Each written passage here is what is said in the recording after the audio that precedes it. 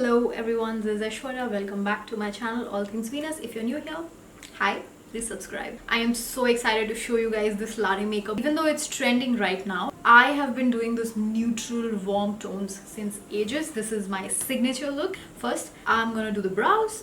We're gonna need two products: brow soap or a brow gel, brow pen or pencil with a very fine tip. Gorgeous fine tip. I can't believe how affordable it is. All links in description. I'm gonna do the 3-point technique: point 1, point 2, point 3. Just drawing some feather-like, hair-like strokes like that. Just very lightly drawing feather-like strokes. Brush the eyebrows up, cleaning up underneath the brow, priming the eyelids with tarte shape tip concealer. The most easiest way to have a brown eyeshadow is to use a brown khol or a brown cream base. Now you can use this brown by Max Factor. This will do fine. I mean, it's a very beautiful neutral brown, but I want to make this look almost like a sultry one. So I have this beautiful product. It's 02 Earthy. It's by Studio West. You can use a brown lipstick. Just make sure you use primer if you're using lipstick so that it doesn't crease. I'm gonna use a yellow undertone powder to set the concealer, to give it some warmth. That's what latte look is all about. It's about that beautiful, gorgeous warmth. We're gonna keep building the intensity. Fingers will give you like more focused placement, but brush will diffuse it better. Focus darkness near the lash line. Fingers are best for this area, and brush is better for this area, for bleeding things. See how the blend is like very seamless? It's going dark to light. So like that, you use tools. Fingers, synthetics, natural fiber, all of them have their place and purpose. I'm gonna use this beautiful palette by Wet n Wild. It's their Comfort Zone palette. This gorgeous, warm, peachy shade. This is the perfect transition for this look. If you want to give the look of bigger eyelid space, the darker shade that we use, this is your crease, okay? Instead of applying it here, apply it a little bit above. That gives the illusion of a deeper eye socket, making your eyelid space look bigger. Loading my brush with this shade. That's the shade. It's a drugstore palette, so there is going to be some fallout, but that's okay. A rule of thumb in any drugstore palette: a spray, a fixing spray, a setting spray to get the maximum pigment out of any eyeshadow palette. Ooh, look at that. See the difference? It's like another eyeshadow altogether. It has more pigment and more luster. I'm going to use the neutral brown pencil. Just apply it on the upper and lower lash line. Smudge it with some matte brown eyeshadow. A little bit of mascara, focusing mostly on the roots of the lashes. This is a beautiful earthy, bronzy kind of neutral tone look, and it looks good on all complexions. I like my skin to be a little dewy, so I'm using the Maybelline Fit Me Dewy Primer.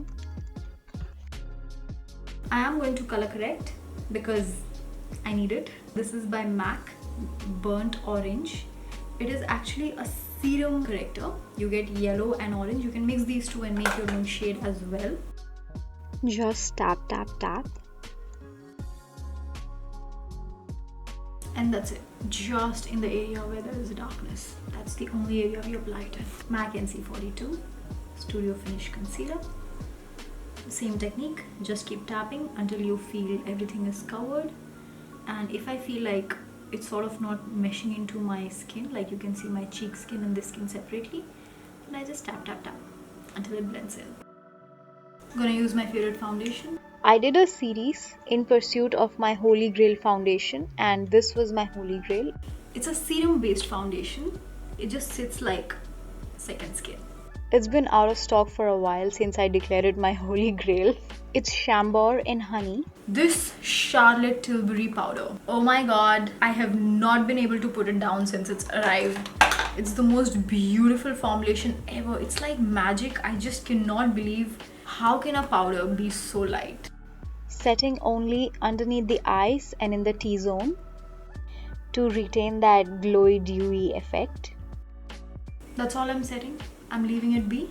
Blush is optional, and this look is so pretty on its own. Like, I would say you don't need blush. I'm gonna go for this bronzer. I'm gonna go in a bronzer kind of a placement, like a bronzer come blush. I'm always in the mood for some chiseled cheekbones, warming up everything. That's what the latte look is all about. A little bit of shading under the jaw. And for highlighter, please use a skin tone shade like this. Like, this is Becca Champagne Pop. Try avoiding a highlighter like this. This is MAC Strobe Cream. It's a little pinky silvery kind of highlighter. Instead, use a highlighter like this, Becca Champagne Pop. It's a little peachy goldeny. Or use a neutral highlighter like this, Revlon Skin Lights in 300. The most beautiful, like, this is my favorite.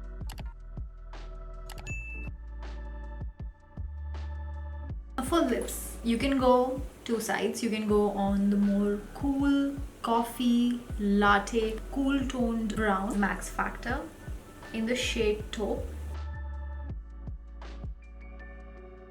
It's the perfect latte shade, but cool undertone browns like these can really drag down and dull down certain Indian complexions. So an option of chocolate brown, which is a more neutral kind of a brown. This is the shade Lovebite by Rimmel. It's brown.